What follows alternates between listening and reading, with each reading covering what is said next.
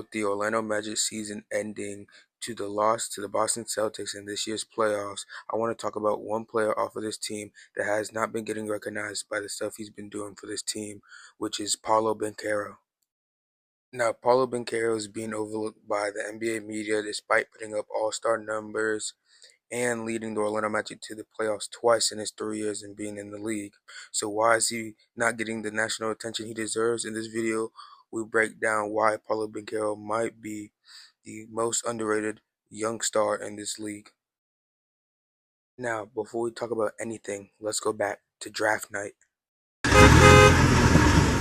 This draft is just how much talent we have at the top. Now, this draft night did come to a surprise to some people, with the Orlando Magic hosting the #1 pick and them selecting Paolo Banchero when Jabari Smith at the time was the #1 pick that everybody was going for, because at that time Orlando has not hosted any pre-draft workouts with Paolo Banchero, but they did with Jabari Smith Jr.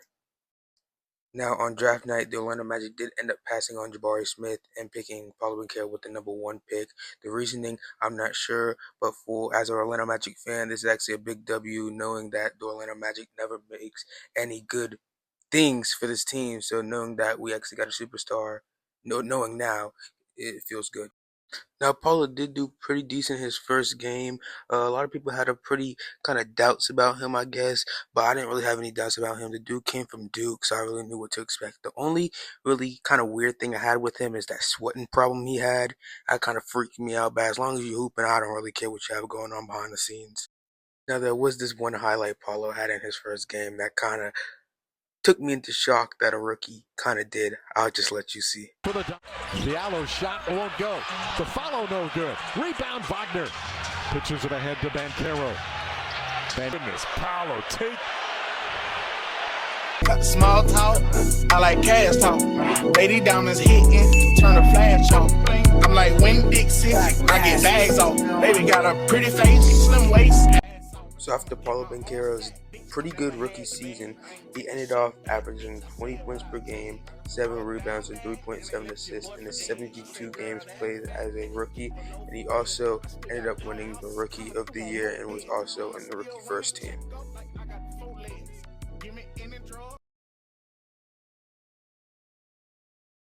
I'm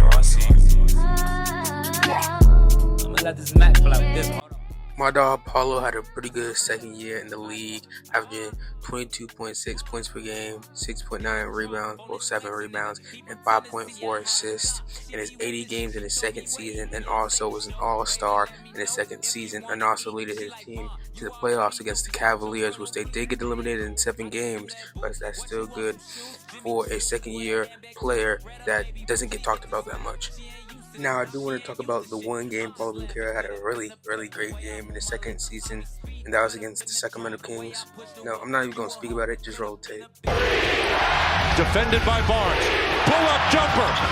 He got bricks, plus his neck and ice, and it matches with that. It's like 6, told her hit his phone.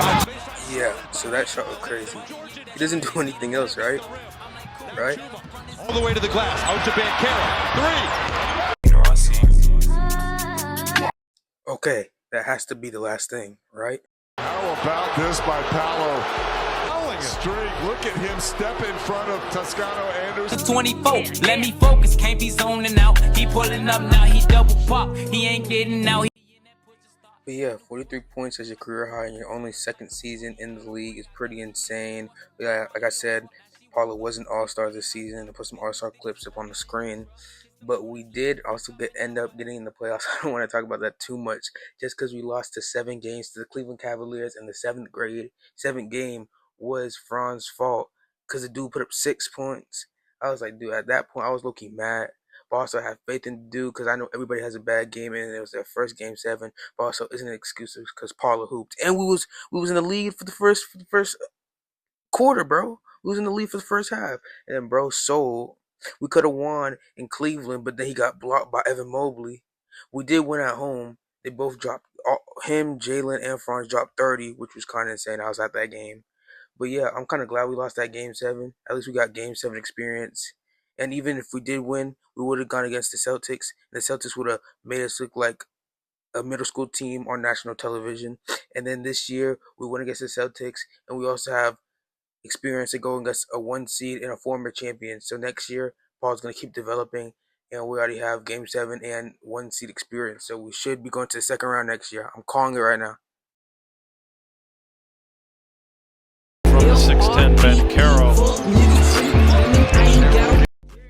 Now, Paolo Banchero coming off his third year in the NBA. He's coming off, like I said, Rookie of the Year. He just finished his All-Star. He just finished playing Game 7 against Cleveland, and now he has a lot of people on his back. You know what I'm saying? Expecting him to have a good third year. Bro had a phenomenal. Well, yeah, he did have a phenomenal third year. If he just didn't get injured all the time, but yeah, he ended up dropping 50. Yeah, 50 in his fourth game against the season against the Indiana Pacers. Roll the clip. Circles back out. Shot clock at 10. Paolo Banchero. Count it! He's going to the line with a chance to tie the game.